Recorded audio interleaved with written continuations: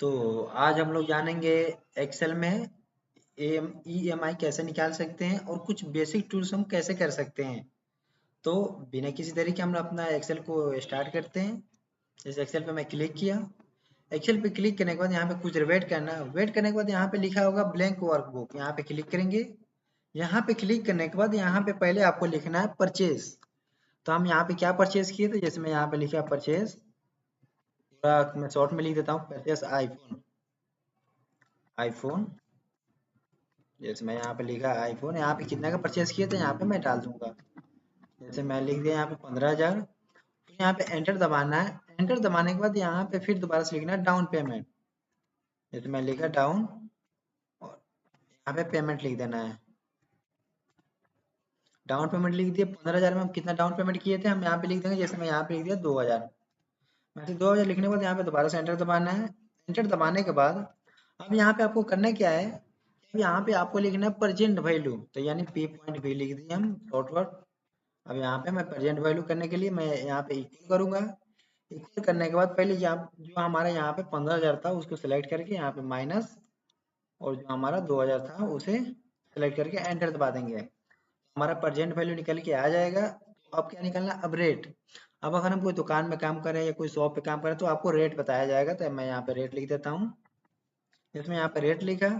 अब यहाँ पे आपको रेट बताया जाएगा कितना परसेंट रेट लगाना है। जैसे मैं शिफ्ट करके 6% लिख देता हूँ। जैसे मैं यहाँ पे 6% लिखा और एंटर दबा दिया।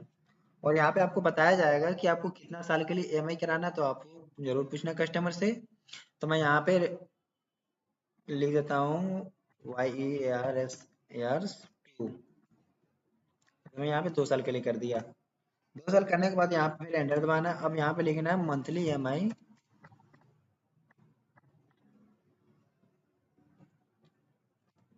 मंथली ईएमआई लिख दिए।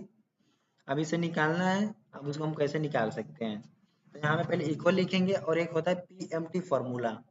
पीएमटी फार्मूला को हम लिख देते हैं पीएमटी फार्मूला।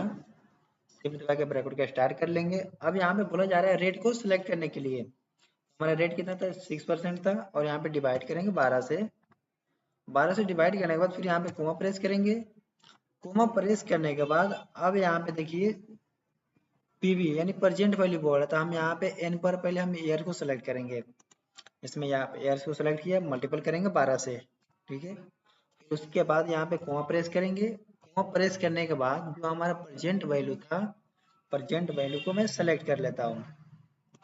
प्रेजेंट वैल्यू को सिलेक्ट कर लिया और शिफ्ट दबा के ब्रैकेट को बंद कर लेते हैं और एंटर दबाते हैं। तो हमारा मंथली ईएमआई निकल के आ जाएगा 576 रुपये। तो सारा को सेलेक्ट कर लेना है। सेलेक्ट करने के बाद हम यहाँ से ऑल बॉर्डर कर देते हैं। जैसे मैं यहाँ से ऑल बॉर्डर कर दिया तो आपको पता चल रहा होगा। कंट्रोल स्क्रॉल बटन से मैं जूम करके आपको दिखा देता हूँ। हमारा मंथली ईएमआई इतना का 15,000 के परचेज किए थे और डाउन पेमेंट कितना किए थे, 2,000 किए थे। और हमारा प्रेजेंट वैल्यू कितना था, 13,000 था। रेट कितना लगाया गया था, 6% लगाया गया था। कितने साल का निकला गया, 2 साल का। मंथली ईएमआई कितना बन के आया था, यहाँ पे देखिए 576 रुपये 17 पैसा है। तो आपको समझ में आएगा कैसे हम अपने ईएमआई निकाल सकते हैं। अगर ऐसी वीडियो चाहते हो ये चैनल को कभी कभी सब्सक्राइब कर लो। कल हम लोग मिलेंगे नए ट्रिक के में।